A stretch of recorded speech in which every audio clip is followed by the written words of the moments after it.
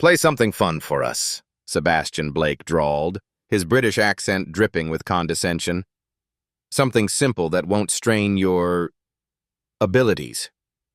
The studio fell silent, cameras locked on the blind teenager standing beside the gleaming concert grand piano. Samuel Washington didn't flinch at the insult. His unseeing eyes remained calm, his shoulders squared. He placed one finger on a key, pressed down. A single note pierced the air, pure, perfect, impossible. Time stopped. No one breathed. "Is this some kind of joke?" Sebastian snapped, shifting forward in his judge's chair. Samuel didn't respond. His fingers hovered above the keys, waiting. The audience leaned in. The $1 million competition prize hung in the balance. What happened next would shatter Sebastian's carefully constructed world. A musical prodigy with no formal training was about to rewrite the rules of genius and expose the famous pianist's greatest fear. Sometimes, one note contains more truth than an entire symphony. America's Next Musical Genius dominated primetime television every Tuesday night. 10 weeks, 12 contestants, $1 million recording contract. The competition promised to discover exceptional talent and transform lives. But everyone knew the real draw was Sebastian Blake. Sebastian had built his empire on technical perfection. 3 decades of sold-out concerts across 6 continents, 7 Grammy Awards, a best-selling book titled Born or Made: Why True Genius Cannot Be Taught. His brutal honesty as lead judge had doubled the show's ratings. "Music requires discipline," he often declared. "Talent without training is merely potential useless until properly channeled." In the subway station beneath Lexington Avenue, Samuel Washington played a battered keyboard for spare change. His nimble fingers danced across plastic keys held together with electrical tape. The case beside him rarely collected more than $30 a day, barely enough to help his grandmother with rent. Samuel had been blind since age 5, when a car accident took his parents and his sight in one devastating moment. But his grandmother Margaret always said he'd gained something too, a gift for hearing music where others couldn't. "That boy could repeat any melody after hearing it once," she told neighbors. By 7, he was improvising on church hymns like he'd written them himself. Without money for lessons or a proper instrument, Samuel learned by listening. He absorbed the techniques of subway musicians, memorized classical pieces from phone recordings, and practiced finger positions on tabletops when no keyboard was available. Each night, he played on their ancient upright piano until his grandmother gently reminded him of the hour. "You have a gift that can't be taught," Margaret told him, "but the world needs to hear it." When America's Next Musical Genius announced open auditions, Margaret insisted he try. Samuel resisted. "Those competitions want conservatory graduates, Gran. People with credentials." "They say they want the best," she countered. "Make them hear you." The preliminary audition was a disaster by conventional standards. Samuel arrived without sheet music or accompaniment. When asked about his training, he simply said, "I listen and I play." The producer nearly dismissed him until Samuel's hands touched the keys. Then everything changed. 3 pieces, each more complex than the last, performed with technical precision and emotional depth that left the room speechless. "Where did you learn to play like that?" the stunned producer asked. Samuel shrugged. "Everywhere. Nowhere. I just hear it." 2 weeks later, the acceptance letter arrived. Samuel Washington would compete against 11 classically trained musicians for the industry's most coveted prize. The night before filming began, Samuel sat with his grandmother at their kitchen table. "Sebastian Blake will be there," she said quietly. "The famous pianist? I've heard his recordings." Margaret's hands trembled slightly. 40 years ago, I auditioned for the conservatory where he taught. He told me I lacked the necessary background for classical training." Samuel reached across the table, finding her hand. "You never told me you played." "Some dreams we put away," she said, "but yours is just beginning." The competition complex dwarfed anything Samuel had experienced. Gleaming corridors, echoing rehearsal spaces, and everywhere, the murmur of conservatory graduates comparing credentials. Juilliard, third year. Curtis Institute studying under Marietta Chen. Royal Academy, master class with Zharkov. Samuel stood alone, his cane tapping gently against the polished floor, absorbing the alien environment through sound and touch. A production assistant approached. "Mr. Washington? I'm Alicia. I'll help you navigate the stage during filming." Her kindness contrasted sharply with the whispers that followed them. Is he really competing? Has he even played on a proper piano before? Probably a publicity stunt. Human interest angle. Blake will destroy him in 5 seconds flat. The assistant's hand tightened on Samuel's arm. "Ignore them," she whispered. The contestants gathered for orientation. Sebastian Blake entered last, his footsteps precise and measured. The room immediately hushed. "Welcome to excellence," he began. "In this competition, we separate true artists from hobbyists. Technical precision is non-negotiable. Emotional authenticity without skill is merely sentimentality." His voice moved around the room as he paced. Then it stopped directly in front of Samuel. "Your background?" Sebastian asked. "Self-taught," Samuel answered. A pause. Interesting choice of words. Self-taught suggests discipline and methodology.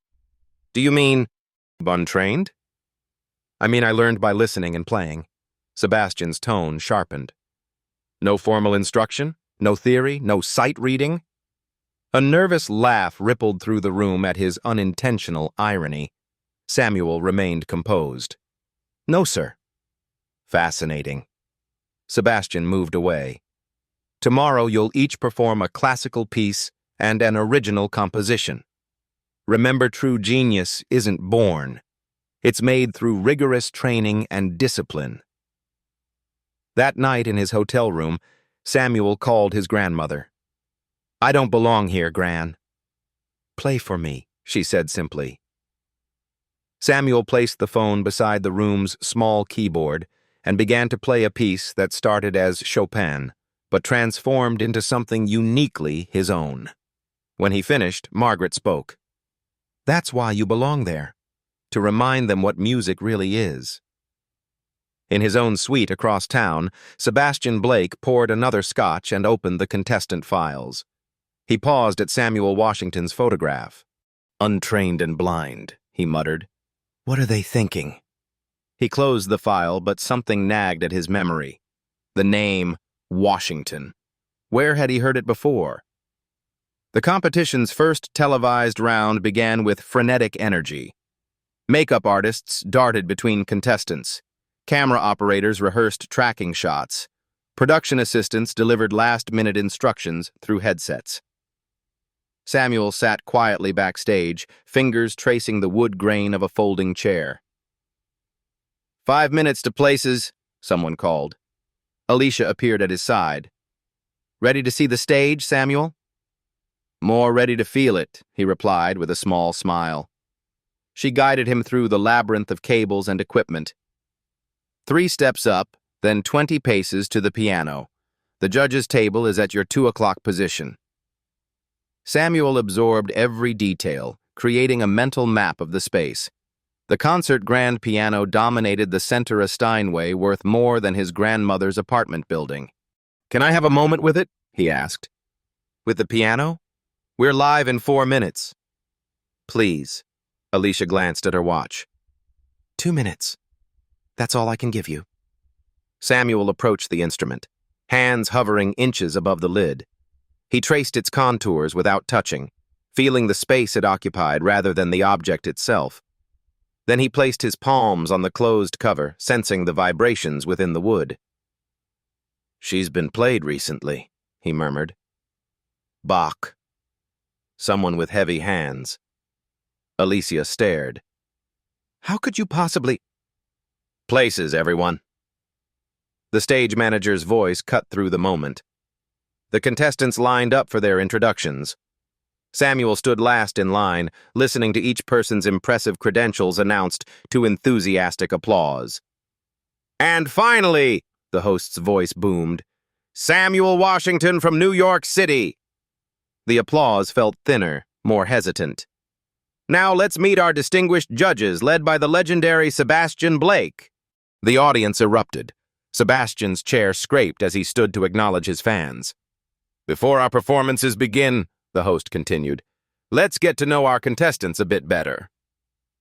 One by one, they shared their stories: prestigious schools, famous mentors, international competitions won. Then the microphone reached Samuel. "I play in the subway," he said simply, "to help my grandmother with rent." A murmur rippled through the audience. "No formal training at all?" the host pressed. "No, sir." "That's unusual for this competition. What made you audition?" "My grandmother believed someone should hear me play."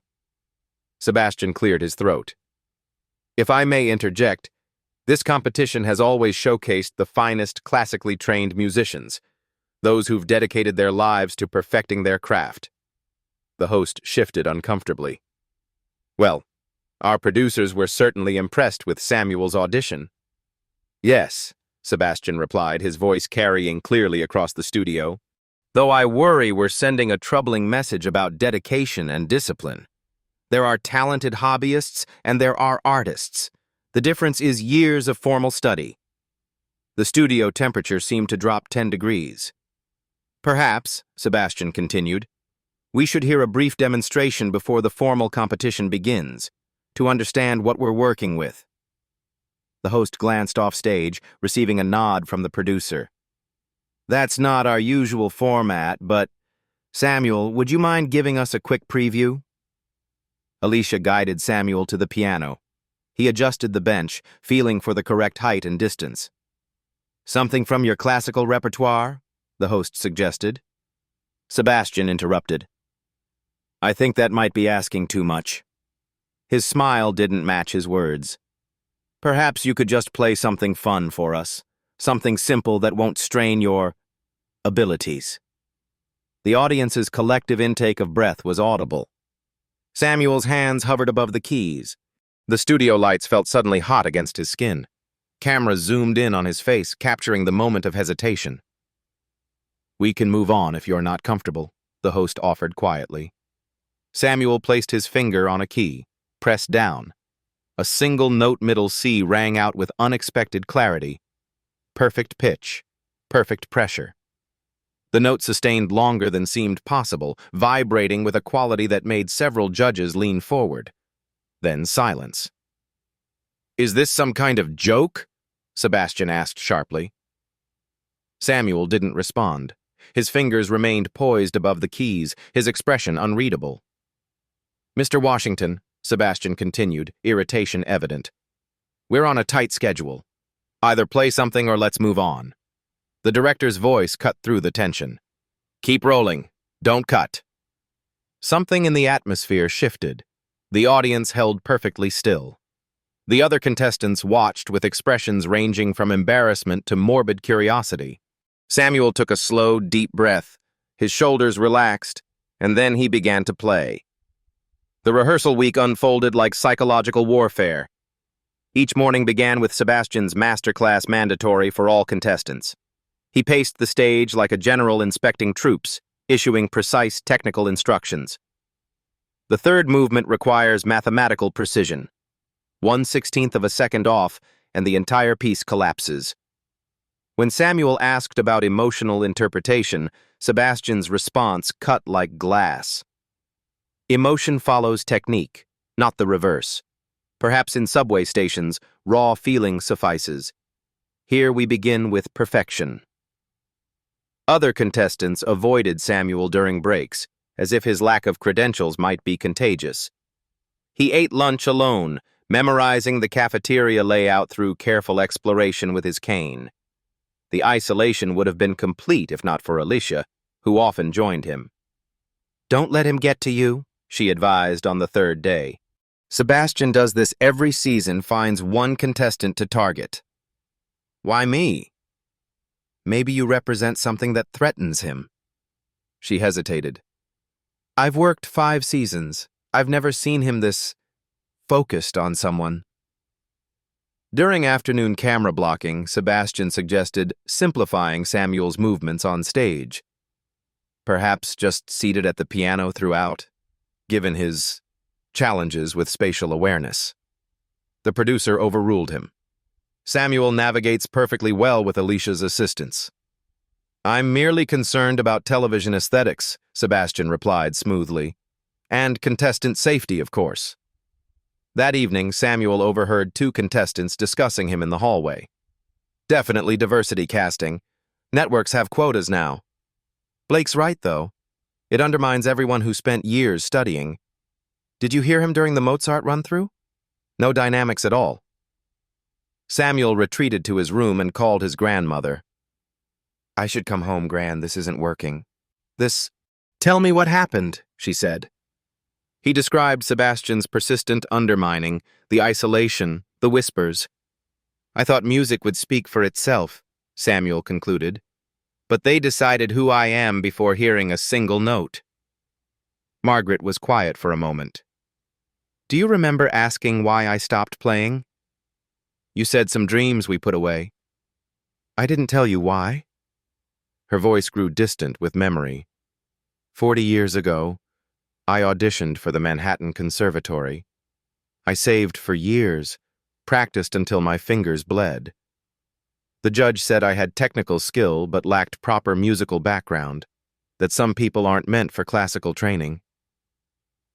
That judge was Sebastian Blake, Samuel realized aloud. Yes.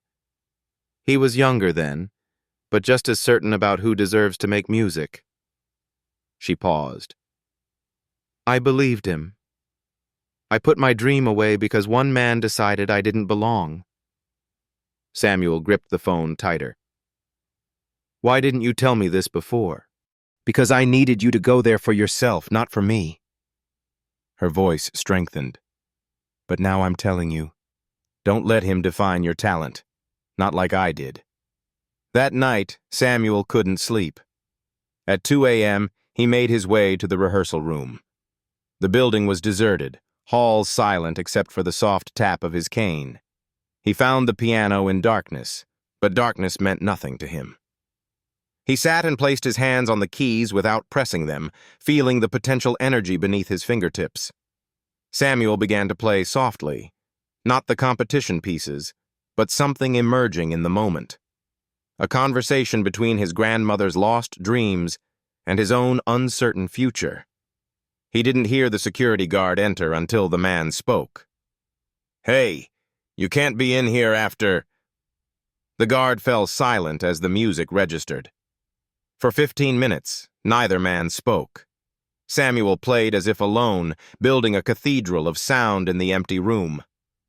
When he finally stopped, the guard cleared his throat. I've worked here 8 years, heard all kinds of famous pianists, never heard anything like that.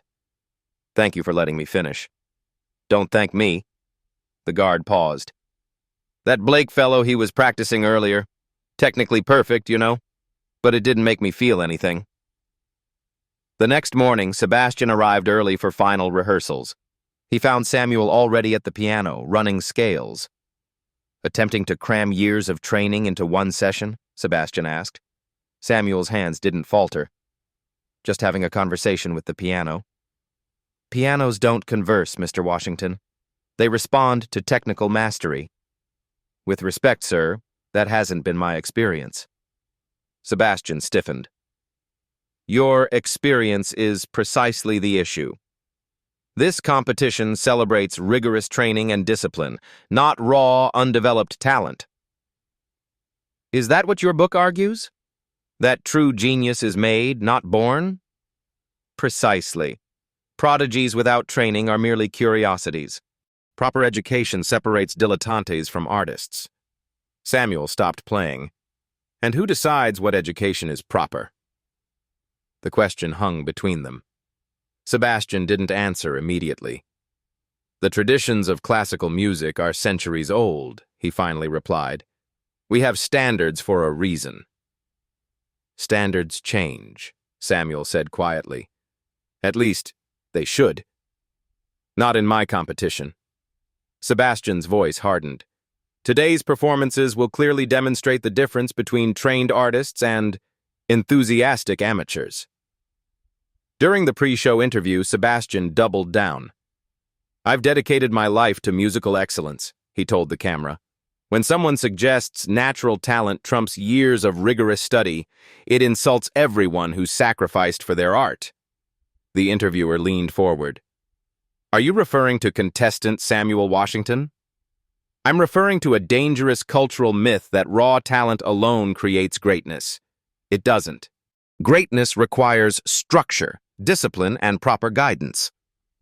Some viewers might interpret your comments as targeted criticism of the competition's only blind contestant. Sebastian's smile tightened. My concern is for maintaining standards, not accommodating feel-good narratives at the expense of artistic integrity. As the first televised performances approached, production staff whispered about growing tensions. Ratings projections doubled when clips of Sebastian's comments leaked online. Social media exploded with debate. In his dressing room, Samuel sat alone, fingers tracing the outline of his grandmother's photograph. I hear you, Gran, he whispered. Today, they all will. The studio hummed with anticipation. Ticket holders filled every seat, industry executives occupied the premium rows, and millions more watched from home. Before the broadcast, contestants gathered backstage for Sebastian's final instructions. Remember, he said, pacing before them, technical perfection first. Without it, nothing else matters. His gaze lingered on Samuel. Some of you face greater challenges than others. The audience understands this. Don't attempt material beyond your capabilities. The contestants dispersed to their preparation areas. Alicia found Samuel sitting perfectly still, hands resting palms up on his knees. 5 minutes, Samuel. How are you feeling? Present, he answered simply. The producers decided you'll perform last. She hesitated. Sebastian's suggestion. Samuel nodded. It changes nothing. One by one, the other contestants performed. Each demonstrated flawless technique, precisely what Sebastian had demanded. The judges awarded high scores with technical critiques so specific that casual viewers struggled to distinguish between performances. Sebastian beamed with satisfaction after each classically perfect rendition. This, he told the audience repeatedly, is what dedicated training produces. Finally, only Samuel remained. Our final contestant approaches music. Unconventionally, the host began. With no formal training or music education, Samuel Washington joins us from the subway stations of New York City. The introduction felt more like a disclaimer than an introduction. The audience's applause sounded tentative, almost pitying. Alicia guided Samuel to center stage. 20 steps to the piano, she whispered. You've got this. Samuel walked alone to the instrument. The stage felt vast, the silence expectant. He found the bench, adjusted it carefully, and sat. Sebastian leaned toward his microphone. As we discussed in rehearsal, Mr. Washington, perhaps something simple would be appropriate. Play something fun for us. The condescension in his voice was unmistakable. Several audience members exchanged uncomfortable glances. Samuel placed his hands in his lap and breathed deeply. The studio lights warmed his face. He could sense the cameras tracking his every movement, the audience leaning forward in collective curiosity. After what seemed an eternity, he raised his right hand and pressed a single key. Middle C resonated through the studio, pure, perfect, and somehow more alive than any note played previously. The sound lingered longer than seemed physically possible, vibrating with unusual richness. Complete silence followed. Samuel's left hand joined his right on the keyboard. He began with a classical foundation box prelude in C major, but within moments the piece transformed. Jazz harmonies wove through the classical structure. Soul-influenced rhythms emerged beneath complex counterpoint. The music built like a conversation, growing more intimate with each exchange. Samuel's technique violated classical orthodoxy while achieving effects conservatory graduates couldn't replicate. His fingers sometimes crossed awkwardly, his posture shifted with the phrases, yet every unconventional choice served the emerging composition. In the judge's box, Sebastian sat motionless, color draining from his face. His expression shifted from disdain to confusion to dawning recognition.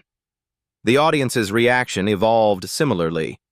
Initial puzzlement gave way to attention, then absorption. People leaned forward. Some closed their eyes. Others watched Samuel's hands with mesmerized focus. The piece continued evolving, classical restraint dissolving into emotional storytelling. The music spoke of loss, of darkness, of finding beauty without seeing it, of subway platforms and persistence, of a grandmother's sacrificed dreams. Samuel's body swayed slightly as the composition reached its emotional core. His face reflected complete immersion, not performing music, but becoming it. Without warning, the piece incorporated a haunting melody from Sebastian's first album, the recording that had launched his career before technical precision became his hallmark. The melody appeared transformed, embedded within Samuel's improvisational framework, yet unmistakable to anyone familiar with Sebastian's early work. The camera caught Sebastian's subtle flinch of recognition. Samuel built toward resolution, layering complexity upon complexity until it seemed impossible for one person to create such a tapestry of sound. Then, methodically, he stripped away layers until only the essence remained. He finished with the same note he'd begun, that single perfect C. It hung in the air, diminishing gradually into complete silence. For 23 seconds, an eternity in live television, not a sound disturbed the studio. No one moved. No one spoke. Even the camera operators stood frozen. The moment stretched beyond comfort, beyond convention, into something transcendent. Then, as if released from a spell, the audience erupted. People rose to their feet, applause thundering through the space. Some wiped tears. Others remained stunned, hands raised but not yet clapping, as if still processing what they'd witnessed. The standing ovation continued, gaining intensity rather than diminishing. Audience members turned to each other, gesturing wordlessly at what they'd experienced. A woman in the front row pressed her hand to her heart, nodding repeatedly. Samuel sat quietly at the piano, hands now folded in his lap. His expression reflected neither triumph nor vindication, only the peaceful exhaustion of complete artistic expression. The camera found Sebastian's face. The famous pianist sat motionless while other judges joined the standing ovation around him. His expression cycled through disbelief, re-evaluation, and finally visible even to television viewers' profound recognition. Slowly, Sebastian rose to his feet. His applause began tentatively, then strengthened. The studio cameras captured every nuance of his transformation, the rigid certainty of his persona cracking like a mask to reveal something more genuine beneath. The ovation continued for nearly 2 minutes, an unprecedented response in the competition's history. The host appeared momentarily lost, consulting with producers through his earpiece about how to proceed. When the applause finally diminished, all eyes turned to the judges. By competition protocol, Sebastian would speak first. He approached his microphone slowly, expression still reflecting internal recalibration. "Mr. Washington," he began, then stopped. For the first time in the competition's history, Sebastian Blake appeared at a loss for words. Sebastian cleared his throat and tried again. "Mr. Washington, Samuel." The use of his first name marked a subtle but significant shift. "I'm curious about your influences." Samuel turned toward Sebastian's voice. "I listen to everything, classical, jazz, soul, gospel. Music doesn't have boundaries unless we create them." "That melody in the middle section," Sebastian pressed. It seemed familiar. A small smile touched Samuel's lips. Your first album. Reflections on Bach. Track 3. The audience murmured. Sebastian's debut recording had launched his career 30 years earlier, before his transformation into classical music's strictest technician. You've heard my early work? Sebastian's voice held genuine surprise. My grandmother played it often. She said it showed who you were before you decided who you should be. The comment hung in the air, not accusatory but undeniably pointed. Sebastian's expression shifted as the implication registered. That recording was before my formal training was complete, he said carefully. It was beautiful, Samuel replied simply, full of life. An unscripted moment stretched between them, artist to artist rather than judge to contestant. The cameras captured Sebastian's internal struggle playing across his features. Your technique is, Sebastian began, then reconsidered. Unorthodox. Yes. You break established rules of classical performance. Rules I never learned, Samuel acknowledged. And yet, Sebastian paused, visibly working through something. The result was extraordinary. The studio fell completely silent. Even the host didn't dare interrupt. May I ask you something? Sebastian continued, abandoning the judge's script entirely. That final progression, how did you conceptualize it? It shouldn't work theoretically, and yet... I don't think about theory, Samuel said. I follow what I hear. Could you play that section again? Just the last minute? The request violated competition protocol. Producers exchanged concerned glances, but no one intervened. Samuel nodded and turned back to the piano. His fingers found the keys without hesitation, recreating the complex final passage with perfect recall. Sebastian listened intently, then stepped down from the judge's platform, another unprecedented breach of format. He approached the piano, listening from different angles as Samuel played. When Samuel finished, Sebastian asked, May I? He gestured toward the piano bench. Understanding, Samuel shifted to make room. The audience watched in stunned silence as Sebastian Blake, the competition's untouchable authority, sat beside a contestant. For a moment, his hands hovered uncertainly over the keys. The progression moved like this? He asked, attempting to recreate Samuel's composition. Almost, Samuel replied, but the voicing was more like this. He demonstrated a subtle variation. Sebastian tried again, closer this time, but still missing the emotional core. You're thinking too much, Samuel said quietly, without condescension. Listen first, then play. A ripple of nervous laughter moved through the audience at the role reversal, the untrained contestant instructing the master. But Sebastian didn't bristle. Instead, he closed his eyes briefly, then played the passage again. This time, something changed. The music flowed more naturally, with remnants of the emotional quality that had characterized his early career. Yes, Samuel nodded. That's closer. They began to play together, an impromptu duet that evolved organically between them. Sebastian contributed classical structure. Samuel infused it with emotional depth. The combination created something neither could have produced alone. The studio audience watched in amazement as the competition transformed into collaboration before their eyes. Camera operators exchanged glances, knowing they were capturing a career-defining moment for both musicians. In her modest apartment in Queens, Margaret Washington sat before her television, hands pressed to her mouth. As the camera tightened on Sebastian's face, decades-old memories surfaced. The same man who had once dismissed her now sat beside her grandson, visibly humbled by his gift. The duet concluded naturally, both men lifting their hands from the keys at the same moment. The silence that followed felt charged with possibility rather than judgment. Sebastian turned toward Samuel. Where did you learn to hear music that way? I don't know if it can be learned, Samuel replied. But it can be recognized and nurtured. The words hung in the air between them. Sebastian's expression reflected a profound internal shift. Decades of rigid ideology giving way to something more complex. The host, sensing the moment's importance, approached carefully.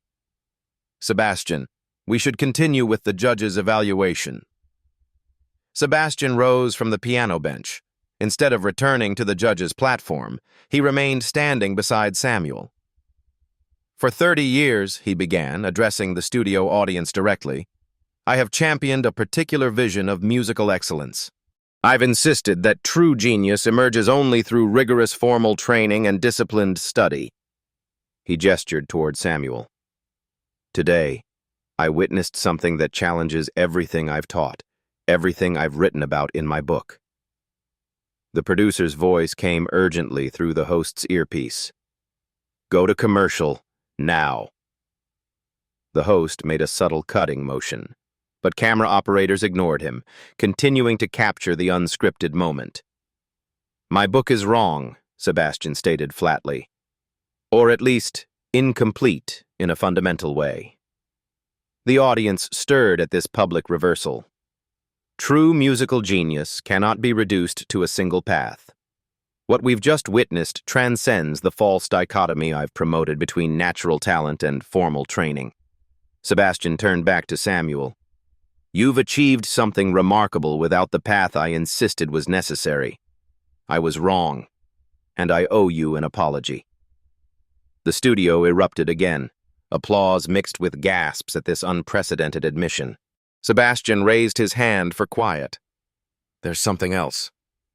He moved closer to Samuel, speaking more directly.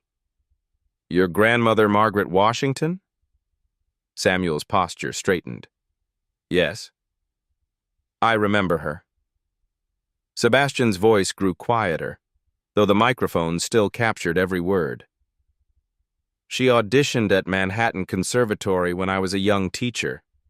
I denied her admission, told her she lacked proper background. Samuel's expression remained carefully neutral. I was wrong then too, Sebastian continued. I've been wrong about many things, it seems. He turned back to the audience, a new resolution evident in his bearing.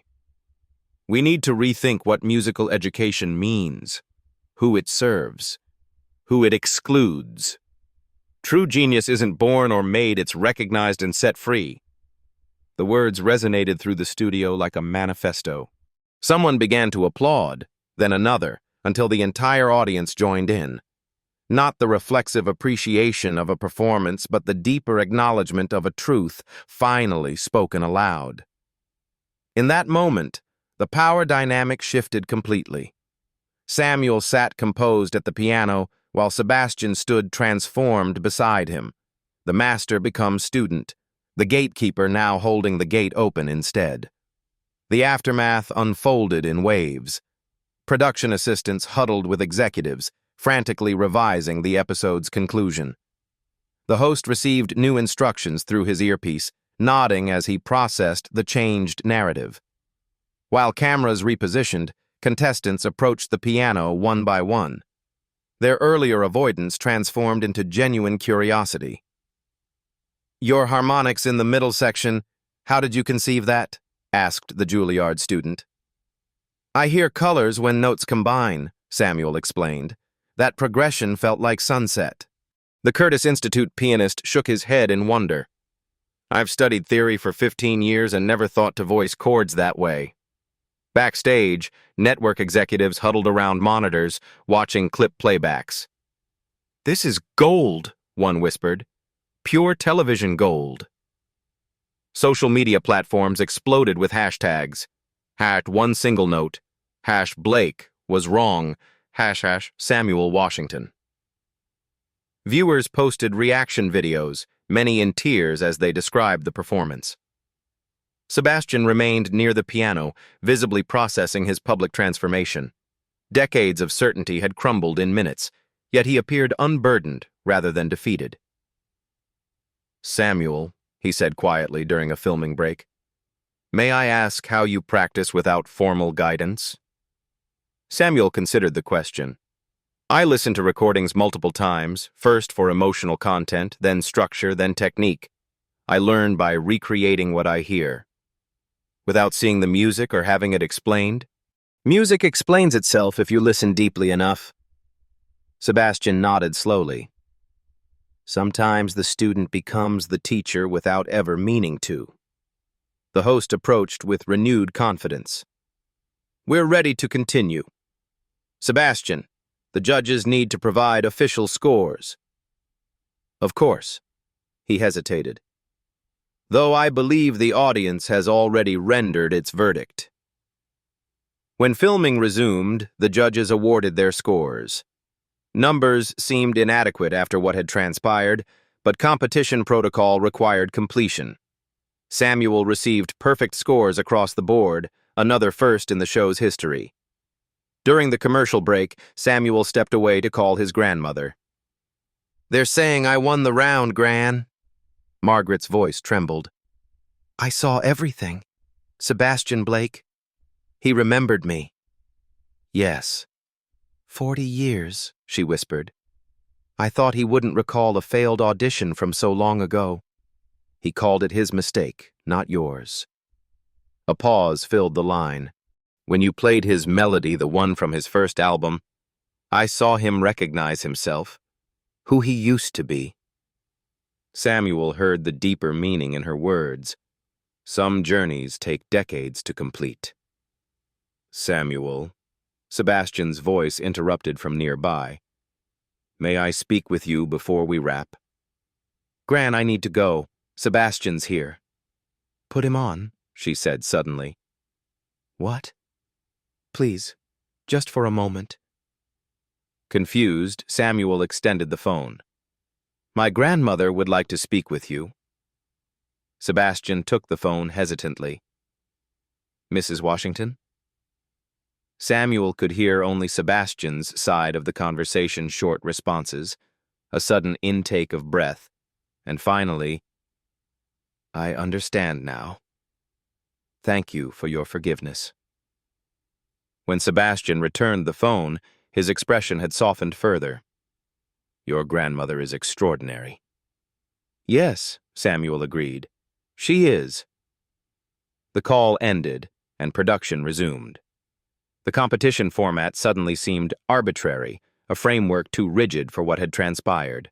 The host navigated as best he could, announcing Samuel's advancement to the finals while acknowledging the special circumstances of the evening.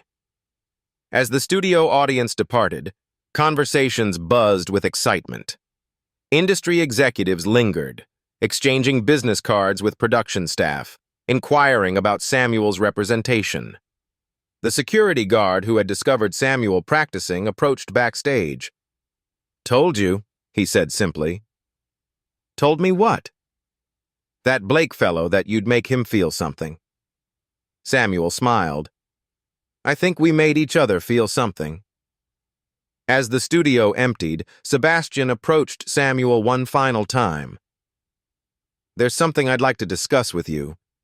About the future, yours and perhaps mine as well.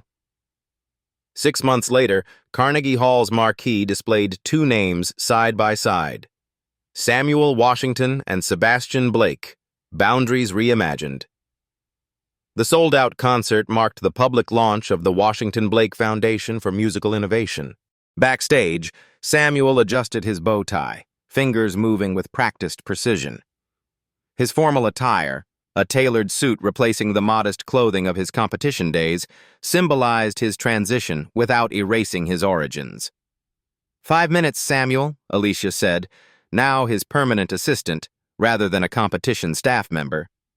Is my grandmother settled? Front row center as requested. Sebastian's with her now. In the auditorium, Margaret Washington sat proudly in the reserved section. Beside her, Sebastian spoke animatedly, occasionally touching her arm for emphasis. The decades of separation had dissolved into an unexpected partnership. I never imagined this, she admitted. When I watched you on television that night, I thought perhaps an apology might come. But this... She gestured to encompass the venue, the foundation, the transformed relationship. Sebastian nodded. Some corrections require more than words. The foundation had emerged from their shared recognition of systemic barriers in musical education. Its mission: identifying and supporting musicians with extraordinary talent but limited access to formal training. Already, 20 students from diverse backgrounds had received scholarships, not to traditional conservatories, but to innovative programs designed around their unique learning styles. The house lights dimmed.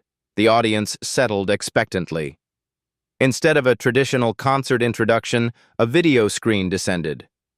Images appeared: Samuel as a child, hands exploring an old upright piano, the subway station where he'd performed for years, the competition that had changed everything. Sebastian's narration accompanied the montage. Music has always had gatekeepers. For centuries, we've determined who belongs based on background, training, and adherence to established traditions. I was once the most rigid of these gatekeepers. The screen showed Samuel's competition performance, that first single note, then the moment of transformation. One note changed everything, Sebastian continued. One performance revealed the limitations of my understanding. Music isn't an exclusive language accessible only through prescribed education. It's a universal conversation we all have the right to join. The screen retracted. Stage lights illuminated the two grand pianos positioned center stage. Sebastian entered from stage right, Samuel from stage left. The audience applauded as they took their positions at their respective instruments. They began with Samuel's competition piece, now formally titled Recognition. The composition had evolved through their collaboration, Sebastian contributing structural refinements while preserving the emotional core that had first captivated audiences. As they played, the distinction between teacher and student, between classical tradition and innovative expression, dissolved into something greater than either approach alone. In the front row, Margaret watched her grandson with tear-filled eyes. The Foundation's first class of scholarship recipients sat nearby, witnessing the fulfillment of a promise made to them, that talent deserves nurturing regardless of its origin. The duet concluded to thunderous applause. Sebastian stepped back, gesturing for Samuel to take the primary acknowledgement. The audience rose in standing ovation. When the applause finally subsided, Samuel stepped forward to address the audience directly. Before we continue, I want to acknowledge someone whose courage made this possible. He extended his hand toward the front row. My grandmother, Margaret Washington. The spotlight found her.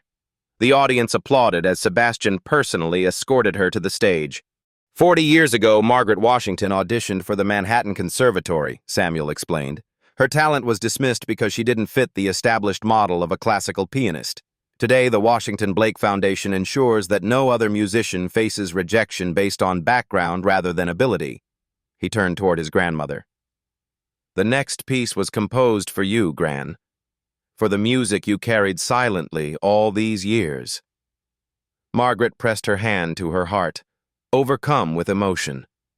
As Samuel returned to the piano, Sebastian remained standing. Before we continue, I have an announcement. The Foundation has purchased the Lexington Avenue subway station space where Samuel once performed. A permanent piano has been installed there, available to any musician who wishes to play. A plaque reads, "Where Genius Was Recognized." Fresh applause rippled through the auditorium. Additionally, Sebastian continued, Margaret Washington has agreed to serve as the Foundation's first artist in residence, bringing her unique perspective to our scholarship selection process. Margaret's shocked expression suggested this announcement was unexpected, a final surprise in an evening of restorations. Samuel began to play his grandmother's tribute. The piece started simply, building through decades of quiet perseverance, culminating in triumphant recognition. Sebastian joined for the final movement, their collaboration embodying the Foundation's mission. As the concert concluded, audience members approached with commissioning offers, recording contracts, and teaching opportunities. Music industry executives who had once ignored Samuel now competed for his attention. But the most meaningful moment came afterward, in a small practice room away from the crowd. Samuel sat with a 10-year-old girl from the Bronx, one of the Foundation's first scholarship recipients. "I can't read music either," she admitted shyly.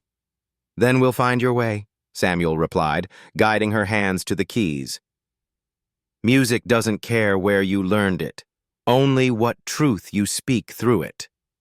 Her first note rang out, tentative but true. Samuel smiled, recognizing the beginning of another journey. In the doorway, Sebastian and Margaret watched silently, witnesses to the continuing cycle of recognition and opportunity. The girl played a second note, then a third, each growing more confident than the last. The simple melody emerged not from technique, but from authentic expression, the seed of something extraordinary taking root. Sometimes a single note contains more potential than an entire symphony. Sometimes a moment of recognition can transform not just one life, but countless others waiting to be heard. The circle completed itself. Talent recognized, barriers removed, possibility unleashed. The true power of music, not in its technical perfection, but in its ability to connect human experiences across all boundaries. Music doesn't care where you learned it, only what truth you speak through it. Did Samuel's journey from subway performer to Carnegie Hall move you? His story reminds us that talent exists everywhere, waiting only to be recognized and set free. PAP Stories celebrates these powerful narratives of resilience, transformation, and triumph against systemic barriers. We share stories that inspire change and challenge perspectives. Like our page to receive more emotional journeys of recognition and justice. Subscribe to join a community that believes in amplifying voices too long unheard. Every like and share helps spread these important messages of hope and transformation. Follow us today. Be part of the change.